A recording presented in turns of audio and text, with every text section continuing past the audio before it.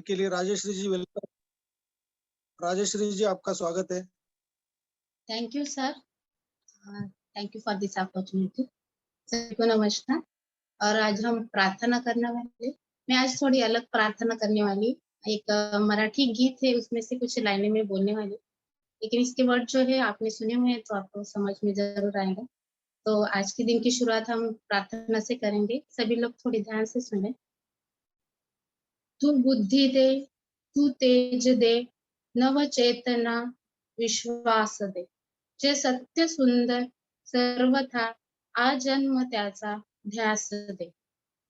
हरवले आभाल ज्यांचे हो तयांचा सोबती, सापडे ना वाट ज्यांना हो तयाचा सारथी.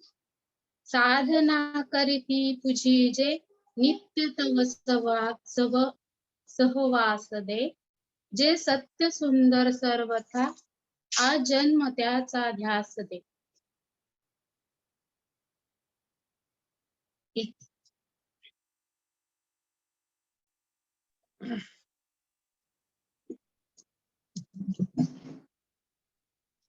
धन्यवाद धन्यवाद राजेश्री जी, आपने बहुत बढ़िया बहुत अच्छा प्रेयर किया। तो यह आज मेरा चालू है। यह आज का मेरा सॉरी सर, मैं थोड़ा डिस्टर्ब हो गई। मैं पूरा कंटिन्यू करना चाहती हूँ। जी जी जी प्लीज।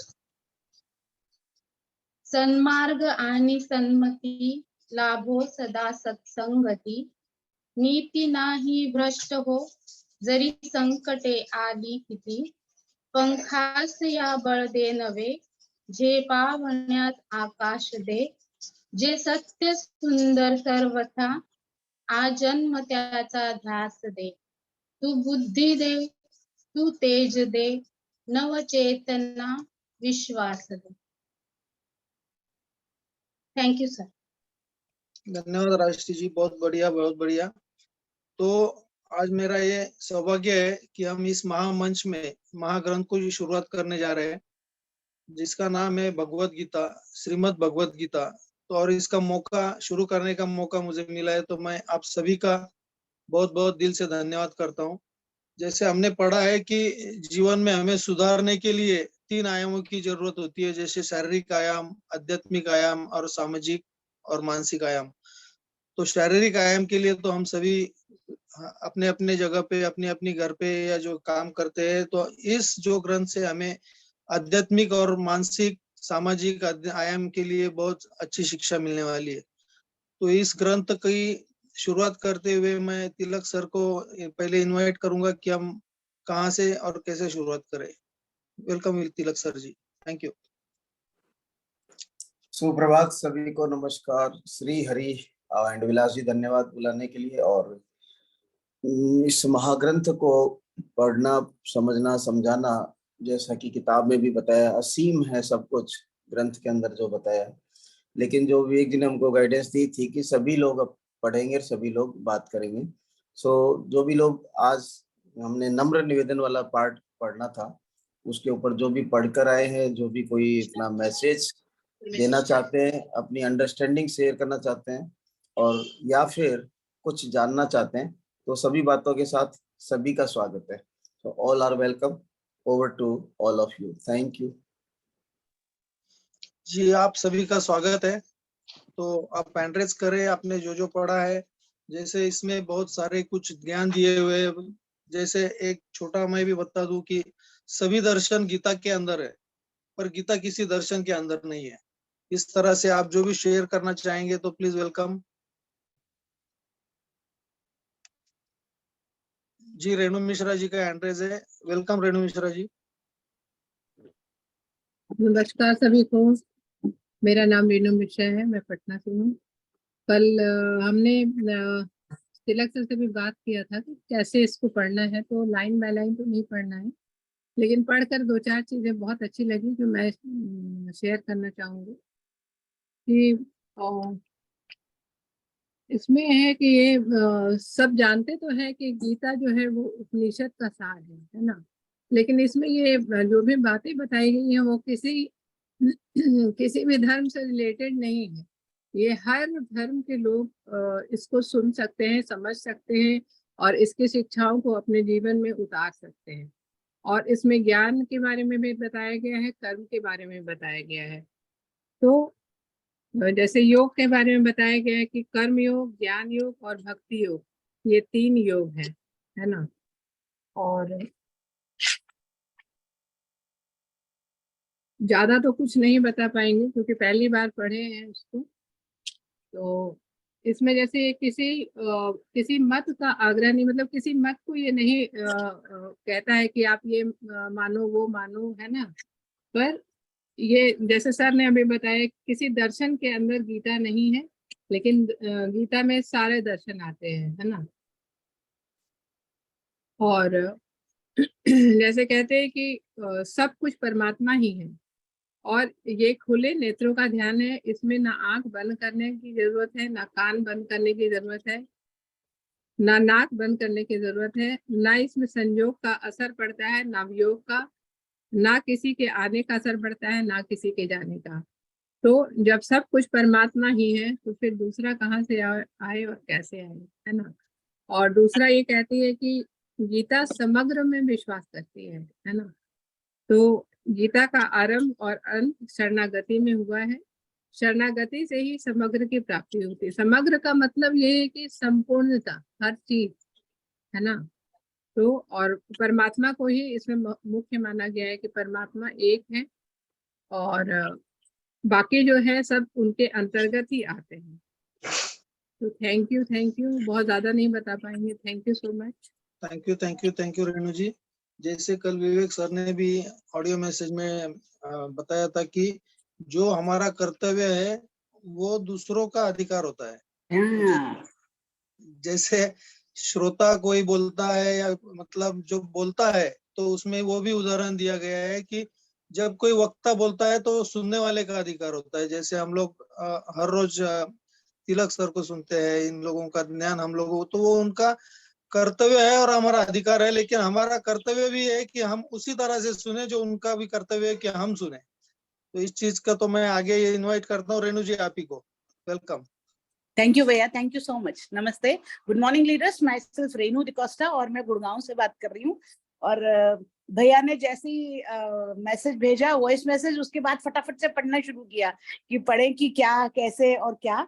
और यस, सचमुच में बहुत थोड़ा, जैसे कि कल प्रवीण भैया ने भी बोला था, थोड़ा ध्यान से पढ़ना पड़ेगा क्योंकि हिंदी के कई शब्द इस तरीके से हैं जो थोड़ा सा समझ से बाहर है। तो आई नो तिलक भाई साहब यहाँ हमारी पूरी हेल्प करेंगे। इसमें जो मुझे अभी तक जो मैंने पढ़ा और जो मुझे सबसे ज्यादा अच्छी बात लगी कि हम कर्म योग, ज्ञान योग और भक्ति योग तीनों की बात कर रहे हैं, और इसमें सर्वे सबसे ऊपर इन्होंने भक्ति योग को बताया है। और यहाँ पर गुरुजी कह रहे हैं कि ज्ञान प्राप्त करके, कर्म करके और फिर भक्ति योग में जाएं। तो मुझे ये बात बहुत ज्यादा अच्छी लगी। थैंक यू भैया। थैंक यू रेणु जी। मैं इसके बाद पांडे जी, किया अनम्यूट में, क्या नहीं आ रही आवाज में। इसके बाद मैं पांडे जी को इनवाइट करता हूँ। Pandey ji please welcome. दोस्तों नमस्कार, मेरा नाम जयप्रभ पांडे है और मैं भगवान की कृपा से सारे कार्य करता हूँ। मैंने जहाँ तक थोड़ा बहुत पढ़ा है इस ग्रंथ के अंदर, जिसके बारे में बताऊं, मैं भगवान श्री कृष्ण को पहले प्रणाम करता हूँ, मेरे गुरु मेंटर सभी को प्रणाम करता हूँ, यहाँ बैठे सभी लोगों को मैं प्रणाम करता हूँ।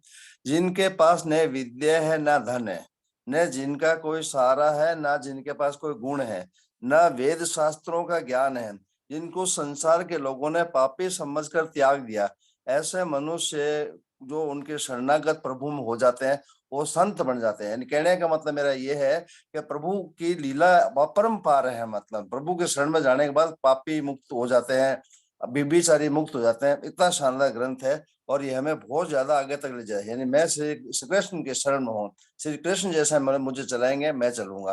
गोखेम जय बद्री विशाल। धन्यवाद पांडे जी।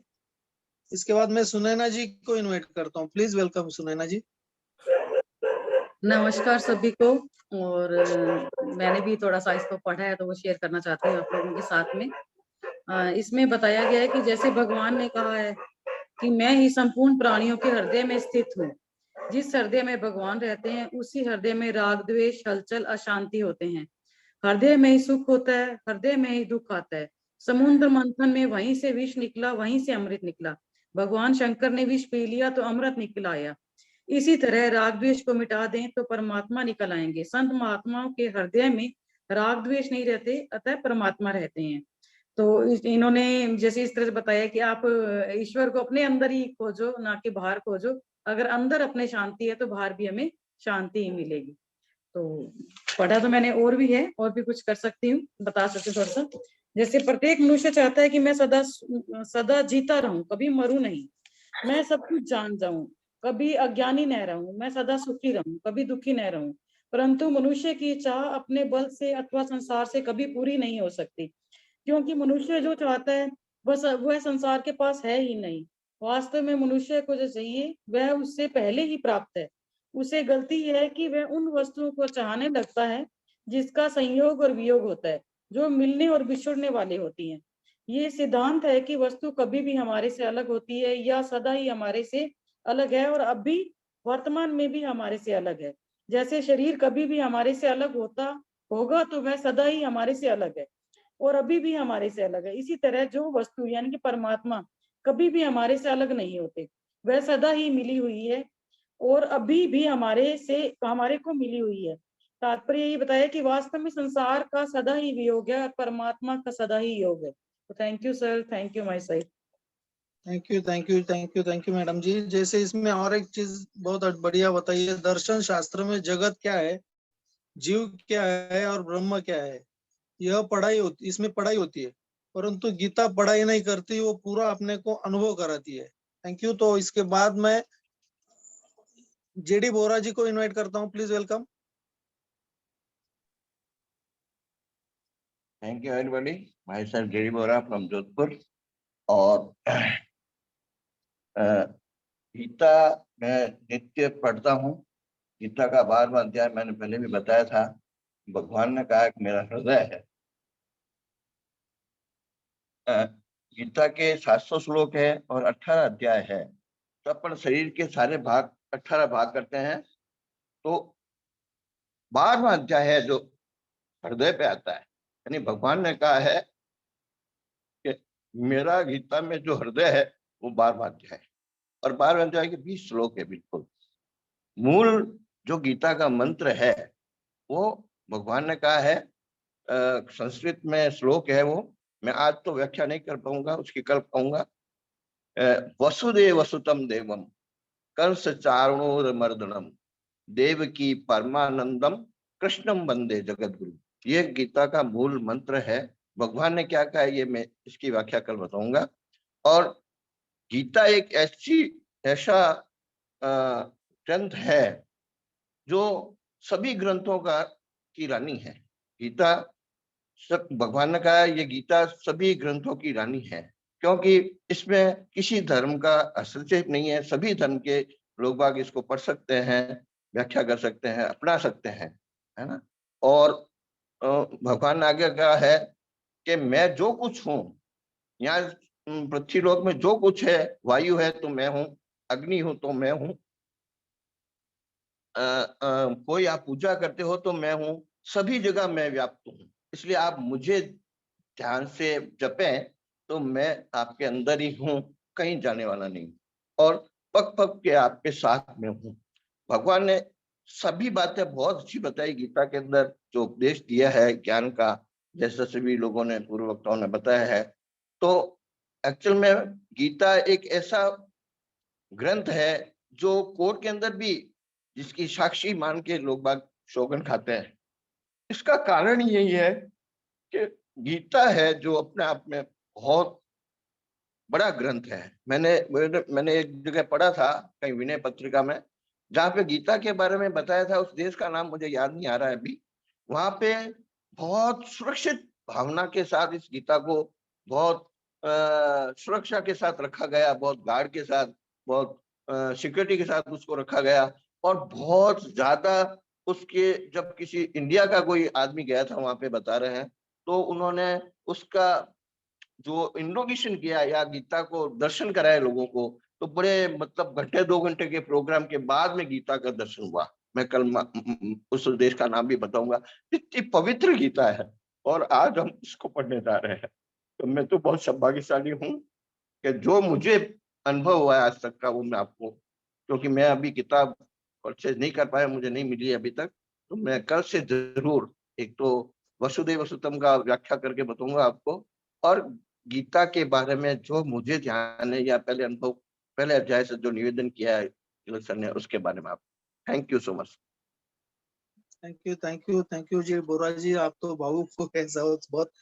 तो इसके बाद मैं अमर कुमार जी को इनवाइट करता हूँ। वेलकम अमर कुमार जी। नमस्कार सभी को। ये गीता एक ऐसा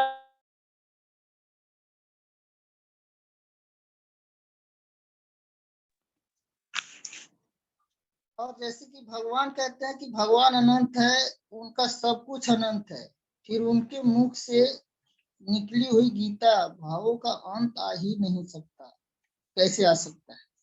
तो ये बिल्कुल सही है, इसको इस तरीके से पढ़ना चाहिए कि हम सभी के जो भी मानव जाति या जो इस सृष्टि में है, उनके कल्याण के उद्देश्य से ये गीता लिखा गया है। तो इसको इसी रूप में पढ़ना चाहिए जिससे हम सभी का कल्याण हो सके। और इसको पार पाना इतना सरल नहीं है, मैंने बहुत आगे तक पढ़ के देखा है, लेकिन इसमें देह और देही का जो अंतर बता रखे हैं, उसी रहस्य को हम नहीं पूरी तरह से समझ पाए कि कहाँ क्या है। तो इसको इतना बहुत अथाह ग्रंथ है और हर एक व्यक्ति जो भी पढ़ता है इसको अपने मत के अनुसार देखने लग जाता है, समझने लग जाता है। तो थैंक यू, इसकी रहस्य को ही समझा जाए तो बहुत बेहतर है। Thank you Amar Kumar ji. इसके बाद मैं नैना जी का एड्रेस देख रहा हूँ। Welcome Naina ji. Good morning all of you. Good morning sir. मैं ये कहना चाहती हूँ कि हम जितने भी गुरु पुराण और कितने भी ग्रंथ हो गए, अगर हम ये सब पढ़ते हैं तो हम उसमें सिर्फ ये नहीं जानते कि हमारे व्यक्तित्व में क्या हो रहा है, हम उसमें ये जानते कि जो हमारे पहले के भगवान श्री कृष्ण विष्णु जी जिन्होंने भी अवतार लिया है, उनके बारे में हम सब जानते हैं, ताकि हमें जो चीज नहीं पता, जिसकी नॉलेज नहीं है, हम उसकी नॉलेज पा सके, अपने संस्कार को हम ध्यान से पढ़ सके और जो हमारे अंदर कर्तव्य है हम उससे अच्छी तरह से पहचान सके, जिस तरह से हम अपने माइंड को सेट नहीं कर पा रहे हैं। इसके ग्रंथों से हम सबको सेट कर पाते हैं और हमें सब कुछ पता चलता है कि किस किस का विश्वास और किस तरह के हमें काम कार्य करने चाहिए।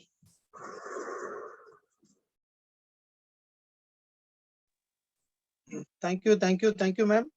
तो इसमें सब ये भी और एक चीज बताई गई है, सब कुछ परमात्मा ही है, खुले नेत्रों का ध्यान है, इसमें ना आंखें बंद करने की जरूरत होती है, ना कान बंद करने की, ना नाक बंद करने की।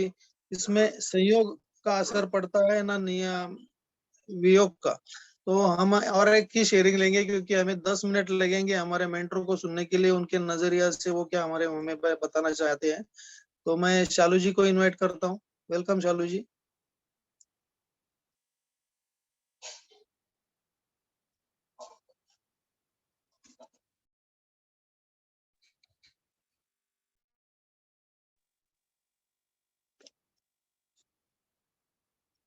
उनका हैंड रेज डाउन हुआ है, तो मैं सुनीता मित्तल जी को इनवाइट करता हूँ। Please welcome.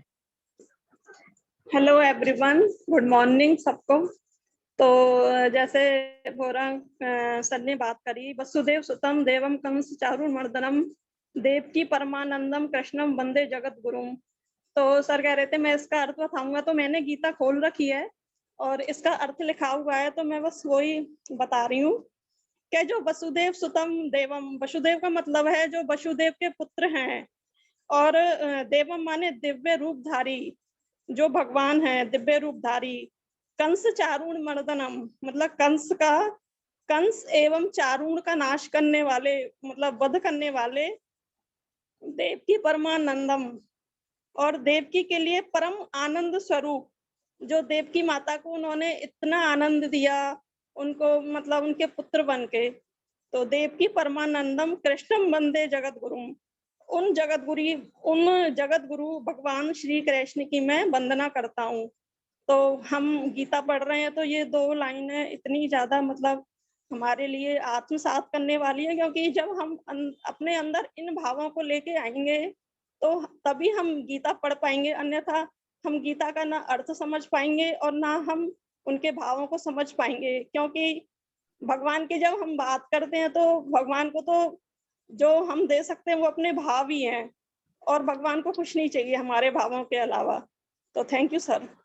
Thank you, thank you, thank you. अब बहुत सारे हैंड रेज भी खड़े हो चुके हैं, तो फटाफट तो एक एक दो दो लाइन बता के हम लोग आगे चलेंगे। Santosh ji please welcome.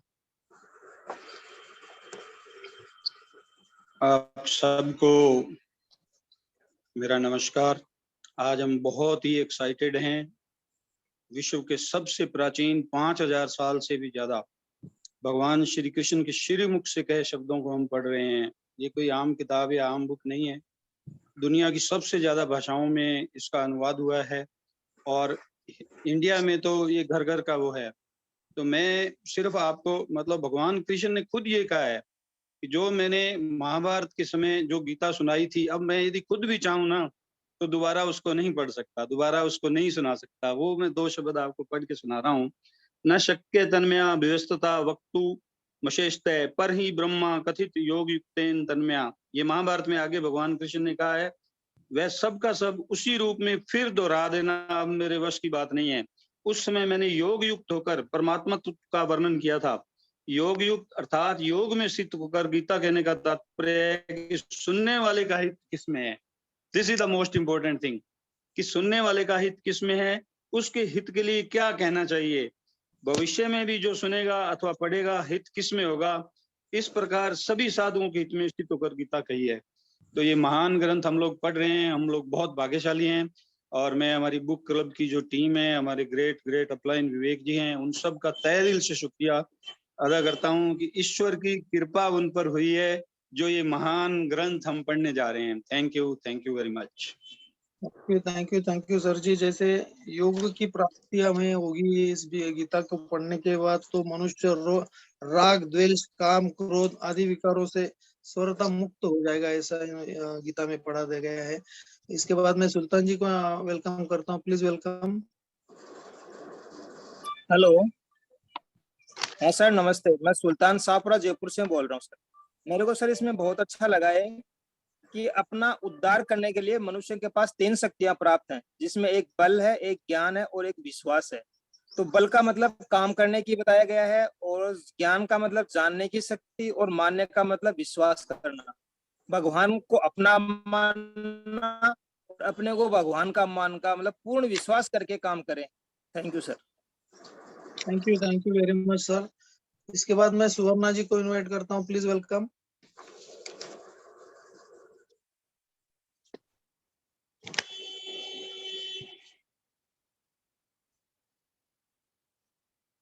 जी सुवर्णा जी।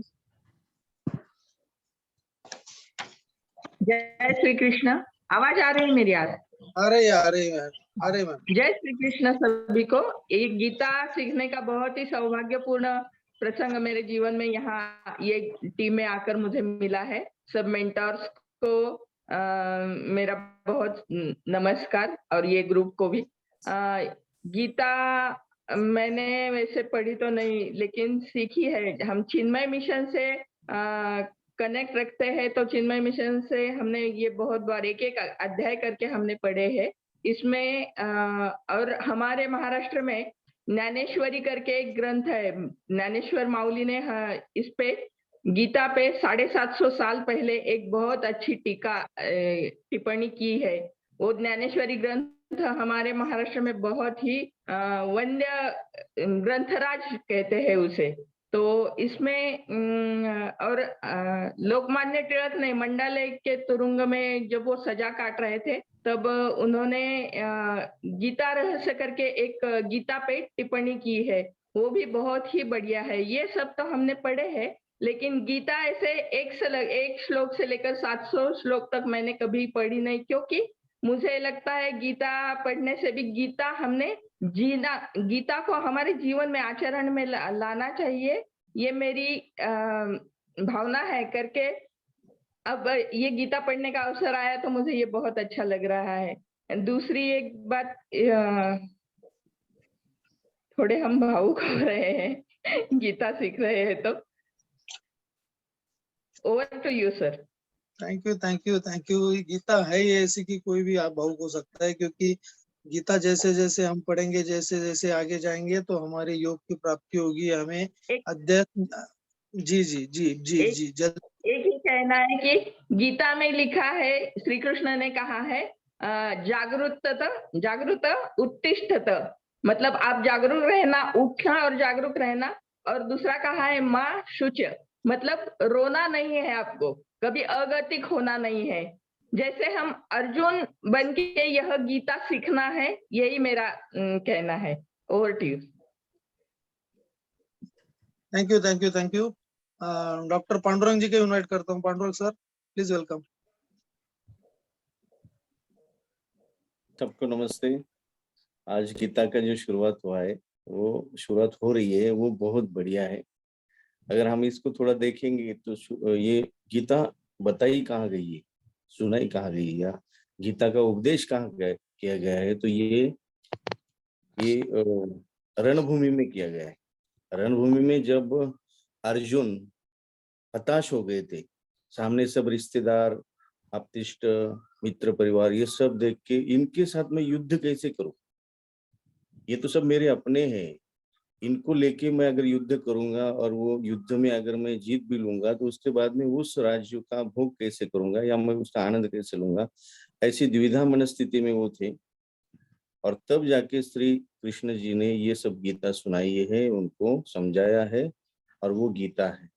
गीता में अगर हम लोग देखें तो मानव, हम लोग जो जीते हैं, जीते वक्त हमारे अंदर जो भी समस्याएं, जो भी विचार आते हैं, उस प्रश्नों के सारे उत्तर इस गीता में है। अगर हम इसको सही तरीके से समझ के इसी के प्रकार जीना शुरू कर देते हैं तो जीवन का जो आनंद उठाएंगे वो अप्रतिम रहेगा।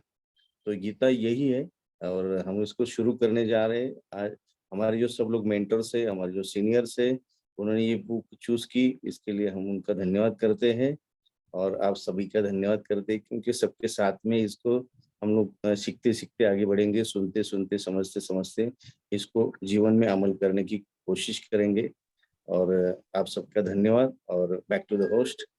थैंक यू सर जी। तो समय आगे चल रहा है, 2-3 मिनट बचे। आज हो सकता है गीता का दिन है तो 5-7 मिनट हम लोग ज्यादा ले सकते हैं, तो लेकिन जो भी अभी एड्रेस है, एक 2 लाइन में आप फटाफट 30 सेकंड या 1 मिनट में बताएं। Sunita ji please welcome. Hello, good morning all of you. तो आज गीता की शुरुआत ही 11 के दिन हुई, ये सबसे बड़ी बात है। तो बहुत ही अच्छी ये बुक है, ग्रंथ है एक तरह का। इसमें 18 अध्याय है, 18 के 18 ही अपने जीवन में उतारने की एक बहुत बड़ी अच्छी बात। Thank you very much. इसके बाद मैं शालू जी को इनवाइट करता हूँ। Good morning all of you. Radhe Krishna. जय। मैं पहले वाला सब बता चुके हैं, एक बात बताना चाह रही, जैसे हर मनुष्य चाहता है कि मैं हमेशा जीता रहूं, कभी भी मरूं नहीं, और मुझे सब कुछ मिल जाए, मैं सब कुछ जान जाऊं, कुछ भी मेरे से अज्ञा, मतलब ऐसा कुछ भी नहीं रहे जिसके बारे में मुझे ना पता हो, मैं हमेशा सुखी रहूं, कभी भी दुख ना आए, दुख मेरे पास भी नहीं आए। लेकिन हमारे चाहने से कुछ भी नहीं होता, क्योंकि ये सब चीजें एक दिन चली जानी है ना। हमारा जो शरीर है वो भी हमारे को है ना, हमारी आत्मा उसको छोड़ के चली जाएगी, तो शरीर भी हमारा साथी नहीं है। तो और हम लोग उसी चीज को चाहते हैं जो हमारे साथ में नहीं रहेगा, और जो भगवान हमारे साथ में हमेशा रहने वाले हैं, जो शुरू से हमारे साथ हैं, उनके बारे में हम लोग थोड़ा सा भूल जाते हैं, अपने कर्म की तरफ लगे रहते हैं। इसमें गीता में भी कहा गया है कि कर्म ही सबसे बड़ा है, लेकिन जो चीज हमारे साथ में शुरू से आई है, भगवान, उसको हम हमेशा भूल जाते हैं। तो इसका मतलब यह है कि वास्तव में संसार का सदा ही वियोग है और परमात्मा का सदा ही योग है। और इसीलिए थैंक यू सो मच आप लोगों ने, जो हमारे मेंटर्स ने गीता, भगवत गीता का हमारे यहाँ पर शुरू कराया। इसकी वजह से कई लोगों को, है ना, जो ध्यान से सुनेंगे और ध्यान से पढ़ेंगे, बहुत सारा ज्ञान प्राप्त होगा। Thank you so much. Thank you. Thank you ma'am. जैसे भी आज वैसे हम महाराष्ट्र में एकादशी बोलते हैं, तो वो आज का दिन है और आज ही के दिन श्री कृष्ण जी की उपासना की जाती है और उसी दिन हम लोग ये महाग्रंथ शुरू करने जा रहे हैं। तो अभी एड्रेस तो नहीं है, लेकिन राम सिंह जी का 2-3 बार मैंने एड्रेस देखा है। तो राम सिंह जी प्लीज वेलकम, कुछ बताना चाहेंगे आप? सभी को नमस्कार। शायद मेरा टेक्निकल गलती से हैंड राइज हो गया था और जी मैं जी जी जी जी thank you.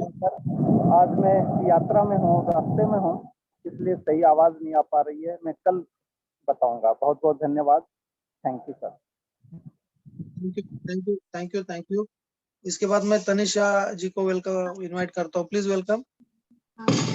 Thank you sir and Hare Krishna सभी को। मैंने गीता जब मैं प्रेग्नेंट थी तब पढ़ी थी फर्स्ट टाइम, तो उसका इफेक्ट मैंने खुद पर और अपनी बच्ची पर बहुत ज्यादा देखा। और वही गीता पढ़कर ये भी मतलब आभास हुआ कि हाँ, हमसे ये भूल हो ही जाती है कि हम भगवान को भूल जाते हैं किसी ना किसी रीजन से। तो फिर मैं आगे तो उसे कंटिन्यू फिर मतलब उसके बाद दोबारा ऐसे मैंने उसे अपने लाइफ में इन्वॉल्व किया। जब भी मुझे कोई दुविधा होती है, और ये हम सबको इन्वॉल्व करनी चाहिए, जब भी हमें लाइफ में कोई दुविधा होती है तो गीता से आपके वो सवाल, आपकी वो दुविधा कहिए, और जो बुक आपने लेके बैठी है उसका कोई भी पन्ना खोलिए, वो आपके सारे प्रॉब्लम्स का सॉल्यूशंस बताती है। हाँ जी, धन्यवाद। तो वो मुझे बहुत हेल्प की थी। हरे कृष्ण। Thank you. इसके बाद मैं सबसे पहले तिलक सर को इनवाइट करूंगा, उसके बाद पीयूष दीदी और बाद में विवेक सर को सुनेंगे। Please welcome Tilak sir. Thank you Vilas ji. मैं चाहूंगा कि विवेक जी ही आज कुछ बात करें और जो कुछ शब्दों को लेके या जो कुछ धारणाएं और कुछ मैसेजेस जो है इस नम्र निवेदन के अंदर, उनकी थोड़ी बहुत चर्चा कल शुरू में करने के बाद कल हम गीता की महिमा को पढ़ के आएंगे। लगभग 8 पेज हैं सभी लोग, और कल हम महिमा के ऊपर बात कर लेंगे। तो आज मैं चाहूंगा कि विवेक जी और अमृता जी जरूर बात करें। Welcome welcome welcome. Thank you. Welcome sir, please.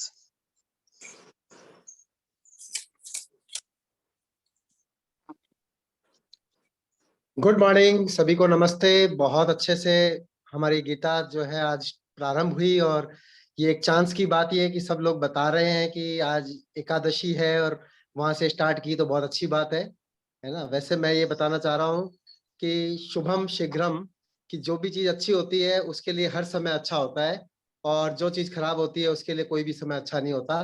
खराब चीज के लिए सब समय खराब होते हैं और अच्छी चीज के लिए सब समय अच्छे होते हैं।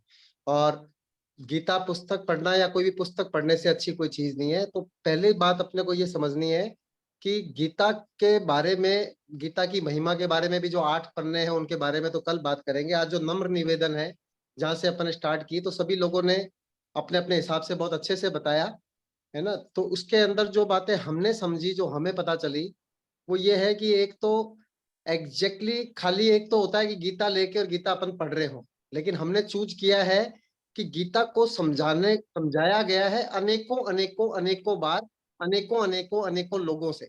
जैसे स्वामी राम सुखदास जी भी हैं, उन्होंने भी अनेक बार बताया है। कहते हैं जब बताता हूं तब थोड़े से भाव और जुड़ जाते हैं। कहते हैं ना कि जितना आप किसी चीज को पढ़ते हो वो चीज इतनी गूढ़ है, क्या लगता है अच्छा इसका मतलब तो ये है क्या, पहले तो हम सोच रहे थे ये था। तो वो उन्होंने अपने भावों के अंदर कि उस चीज को पढ़कर, उस श्लोक को पढ़कर भगवान क्या कहना चाहते हैं, उस चीज को पढ़कर जो उसका वर्णन किया है उसके बारे में, उस चीज को बोलते हैं टीका की है उन्होंने। तो उन्होंने भी, अभी हम जो पढ़ रहे हैं वो 6वां संस्करण पढ़ रहे हैं। कहते हैं कि अगर 7वां बनेगा तो वो इससे भी बढ़िया होएगा। तो कहते हैं कभी भी कंफ्यूजन हो तो हमेशा आगे वाले को लेना है, क्योंकि आगे वाले के अंदर और बेटर करके उन्होंने हमारे को बताया है, और एक एक श्लोक के एक एक शब्द का एकदम अर्थ देते हुए चीजों को समझाया है और अपने भाव के हिसाब से समझाया है। तो एक बात तो ये उन्होंने बोली है कि अगर आप पूरे के पूरे समर्पित होकर, सबमिटेड होकर किसी चीज को सुनेंगे, सीखेंगे, समझेंगे, तो आपको अत्यधिक लाभ होएगा। आपके मन के अंदर क्वेश्चंस आएंगे, क्योंकि मानव स्वभाव ही ऐसा है ना, कि नहीं है ऐसा एमबे वाले क्यों कर रहे हैं, है ना, ऐसा क्यों है, ऐसा है तो सभी क्यों नहीं कर लेंगे, है ना, ये कोई मूर्ख तो नहीं बना रहे हमारे को। तो कहते हैं कि कई सारे आपके मन में भाव आएंगे, लेकिन एक बार आप पूर्ण रूप से कहते हैं समर्पित होकर, सबमिटेड होकर, पूर्ण समर्पण के साथ, बिना कोई प्रतिरोध किए इसको ढंग से समझ लेवें, उसके बाद प्रतिरोध करना हो तो बाद में कीजिएगा। जैसे हम बोलते हैं ना कि पहले आप पूरा प्लान ढंग से देख लेवें और जो भी क्वेश्चंस पूछने हैं वो बाद में पूछिएगा, क्योंकि शुरू में आप जो क्वेश्चन पूछेंगे वो क्वेश्चन हो सकता है कि मैं अगली शब्द के अंदर वैसे ही उसका जवाब दे रहा हूं और आपको पूछना ही ना पड़े।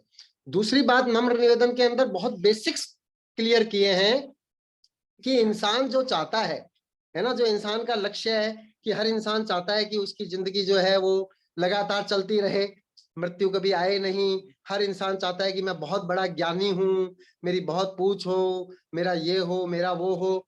तो कहते हैं कि जो इंसान चाह रहा है वो उसको मिलना असंभव इसलिए है क्योंकि वो चीजें संसार के पास है ही नहीं जिससे कि वो मांग रहा है। आप कोई, मैं किसी जने से पैसे मांग रहा हूँ जो खुद ही लोगों से पैसे मांग रहा है, तो मैं उससे पैसे कैसे दूंगा? आप किसी को प्यार दे नहीं सकते अगर आपके मन में प्यार नहीं है। आप किसी को ज्ञान दे नहीं सकते अगर आपके पास में ज्ञान नहीं है। आप किसी को पैसे दे नहीं सकते अगर आपके पास में पैसे नहीं है। तो जो चीजें इंसान चाह रहा है वो संसार के पास है ही नहीं, तो उससे मांग कर ही बेसिक गलती कर रहे हैं।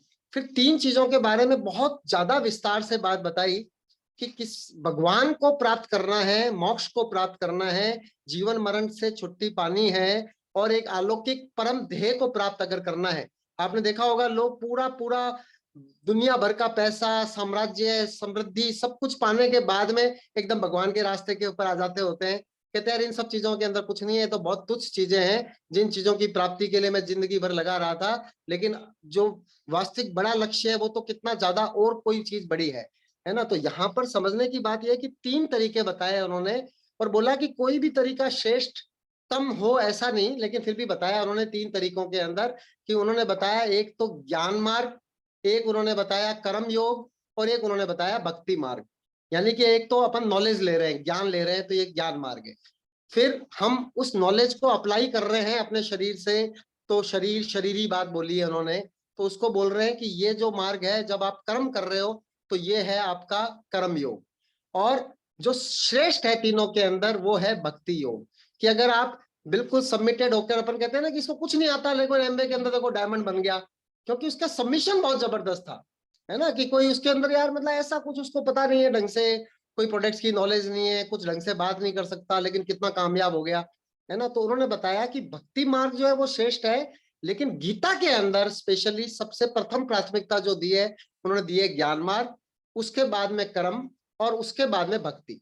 लेकिन तीनों के कॉम्बिनेशंस करके बताए हैं कि अगर आप एक चीज के अंदर बहुत अच्छे हो, आप बहुत अच्छा कर्म कर रहे हो, तो ज्ञान भी आपको प्राप्त हो जाएगा, आपको भक्ति भी प्राप्त हो जाएगी। अगर आप भक्ति कर रहे हो तो कर्म और ज्ञान दोनों हो जाएंगे, और अगर आप ज्ञान ले रहे हो तो भी कर्म और भक्ति दोनों हो जाएंगे। ये वाली बात भी उन्होंने बोली है कि किसी एक चीज को भी बहुत बढ़िया तरीके से पकड़ लिया आपने तो बाकी सब चीजें हो जाने वाली हैं। तीनों मार्ग के अंदर गीता जो है वो सबसे ज्यादा पहले बोलती है कि ज्ञान, क्योंकि अगर अपने पास में नॉलेज होगी तो अपना एक्शन राइट डायरेक्शन के अंदर होएगा, है ना। अगर अपन अपने किसी भी चीज के ऊपर अप्लाई करें कि अगर अपन बिना नॉलेज के एक्शन लेंगे तो गड़बड़ हो जाएगा, और हम एक्शन करेंगे तो नॉलेज भी आएगी। सब चीजें एक दूसरे के साथ में जुड़ी हुई हैं। तो पूरा का पूरा नम्र निवेदन यही किया है कि गीता को बहुत अच्छे तरीके से स्वामी राम सुखदास जी ने अपने भावों के अंदर एक्सप्लेन किया है। तो उन्हीं के भावों से, अपन तो वैसे भी एकदम नए नए स्टूडेंट्स हैं, तो जितना अच्छा हम समर्पित रहेंगे, अच्छे स्टूडेंट बनेंगे, उतना ज्यादा हम एंजॉय करेंगे। दूसरा, यहाँ पर हम कितना भी समझाएंगे, कुछ भी करेंगे, आप बढ़िया तब समझ पाओगे जब आपने उसको पढ़ा होगा। अगर आप उसको बिना पढ़े आ गए हो, जैसे किसी भी पुस्तक के बारे में होता था कि लोग बता रहे थे लेकिन हम सब सोच रहे थे कि खाली सुनने से जो छोटा मोटा लाभ हो जाए वो हो जाए, लेकिन गीता के अंदर आज ही आप एकदम संकल्पित हो जावे, एकदम डिटर्मिनेशन ले लेवे, अपने मन के अंदर एकदम ठान लेवे, एक समय निश्चित कर लें। जैसा कि ऑडियो मैसेज के अंदर हमने बताया था कि हमने समय निश्चित कर लिया कि 8:45 से लेके 9:25 तक हमारे गुरुकुल सीडी क्लब से पहले तक मैं और अमृता और मेरी मम्मी जो है वो उसको हमेशा पढ़ेंगे। कल भी हमने उसको पूरा पढ़ा, एक एक चीज को समझा, अच्छा वहां क्या लिखा था, यहाँ कुछ ऐसा तो नहीं लिख दिया, क्या चीज लिखी। तो बहुत ज्यादा मजा आने वाला है, इस बारे में कोई किंतु परंतु शक नहीं है। और सभी लोगों को बहुत बहुत शुभकामनाएं हैं कि अच्छी चीजें पढ़ने का अवसर मिले तो उससे जीवन का उन्नत होना, जीवन के लक्ष्यों का प्राप्त होना, सब चीजों के अंदर आगे बढ़ना है जो है वो एकदम तय है। तो कल वापस से मिलेंगे। और आज जो विलास जी हैं उन्होंने बहुत जबरदस्त होस्टिंग की है, इतने बढ़िया ग्रंथ की शुरुआत उनके थ्रू हुई है, तो ये बहुत ज्यादा अच्छी बात है। अब समय क्योंकि हो चला है, क्योंकि इसके बारे में और भी बात कर सकते थे, लेकिन तिलक जी से निवेदन ये रहेगा कि हम सब लोगों को एक ही पेज के ऊपर रखेंगे। जैसे बताया ना कि कल जो है हम गीता की महिमा पढ़ेंगे, उसको खत्म करेंगे, वरना इतना बड़ा ग्रंथ है कि हमारे को बहुत ज्यादा दिक्कत हो जाएगी तारतम्य बनाने में। कोई 18वें अध्याय की बात अचानक करने लग जाएगा, कोई 15वें की करने लग जाएगा, कोई कुछ और करने लग जाएगा, तो ऐसे मजा नहीं आएगा।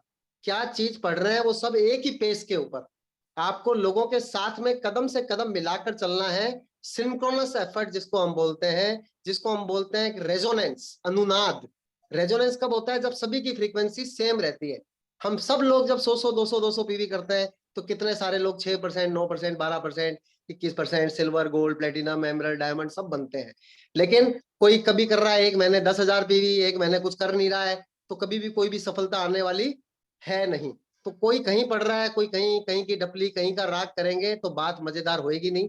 तो तिलक जी हमारी क्लास के मॉनिटर हैं, हम सब लोगों के एकदम हृदय है, तो वो पूरा सबको बांध के रखेंगे कि है ना, कि अब अपने को, वरना तो एक ही चीज पर अपन बहुत देर तक बात कर सकते हैं, करते ही रहेंगे। अभी मैं ही एक्सप्लेन करते रह सकता हूँ बहुत सारी चीजें, और भी बहुत सारी बच गई, लेकिन मैं देख रहा हूँ घड़ी के ऊपर 8:11 हो चुके हैं, है ना। तो बिल्कुल तिलक जी हम सब लोगों को बांध के रखेंगे और पूर्ण लाभ लेंगे। अपन बहुत ज्यादा अपन किस्मत वाले हैं कि हमारे को मानव जन्म मिला है। उसके बाद बहुत ज्यादा किस्मत वाले हैं कि हमारे को एमबे जैसा शानदार बिजनेस मिला है। और उससे भी ज्यादा भगवान की विशेष कृपा हमारे पास है कि ये ग्रंथ तो हमारे सबके पास में लंबे लंबे समय से था, लेकिन उसको समझाने के लिए बेस्ट जो टीका है इतनी सारी टीकाओं के अंदर, उसको हमने चूज किया है, उसको हम पढ़ेंगे। तो अपने आप को बहुत ज्यादा हम मानते हैं कि हम बहुत ही ज्यादा भगवान की विशेष कृपा पात्र है जो ये सब चीजें हम लोगों को मिल रही है। तो कल मॉर्निंग सेशन के अंदर मिलेंगे। और विलास जी आपकी होस्टिंग बहुत ही अमेजिंग थी, नो डाउट अबाउट दैट। और अब जो है रजनी जी जो है वो करेंगे अफर्मेशन के साथ में, वो उनको बुलाएंगे विलास जी, और कल मिलेंगे जैसा तिलक जी ने बोला गीता की महिमा के साथ में। Thank you, have a great day, go cap. Thank you, thank you. Piyush ma'am कुछ बताना चाहेंगे आज? नहीं सर, बस thank you so much, it was great hosting, great session, thank you ma'am. तो आज मैं अभी इनवाइट करता हूँ अफर्मेशन के लिए। तो आज उनका एनिवर्सरी भी है, तो आप सब उनको बधाई भी दे सकते हैं। आज हमारे हरीश भाई का राजेश भी जी। जन्मदिन है, और राजेश्वरी जी को, राजेश्वर जी को तो बहुत बहुत जबर, श्रीकांत जी को जो है वो बहुत ज्यादा बधाई, मैरिज एनिवर्सरी की, और साथ के अंदर हरीश भाई को उनके जन्मदिन की बहुत बहुत बधाई। Thank you sir very much. Thank you. Happy birthday affirmation करें। Good morning happy marriage anniversary, happy marriage anniversary, happy marriage anniversary, thank you very much. Happy anniversary, both of you. Stay blessed. Anniversary Happy both birthday, of Harish you. bhai. Happy birthday आपको। Anniversary. Happy anniversary. जी affirmation शुरू everyone, करें। पहले हम affirmation कराएंगे। Affirmation करें जी। Yes. दिल से धन्यवाद सबका। नीता पहले कुछ कहना चाह रही है, अगर एक मिनट नीता को, नीता का हैंड रेज है, एक बार नीता कुछ कहना चाह रहे हैं तो मॉर्निंग भैया। आप राजेश्वरी जी बधाइयां लीजिए खूब सारी, जब तक नीता से हमको सुन लेते हैं नीता क्या कहना चाह रही हैं।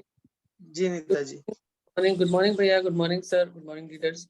बस मैं इतना ही शेयर करना चाह रही थी कि हमारे बीच में हमारी बहुत शानदार लीडर है उमा। कल उनकी मदर जो है शी पास्ड अवे, तो मुझे मतलब लगा कि सबके साथ कुछ शेयर करना चाहिए। And she has pass through many tough times last 2 years में। मतलब उसके फादर, उसके सिस्टर और कई सारे लोग जो है उसको छोड़ के चले गए थे। तो कल रात को जो है उसकी मदर शी पास्ड अवे। तो हम चाहें तो 1 मिनट का मौन रख सकते हैं। Thank you so much. Thank you.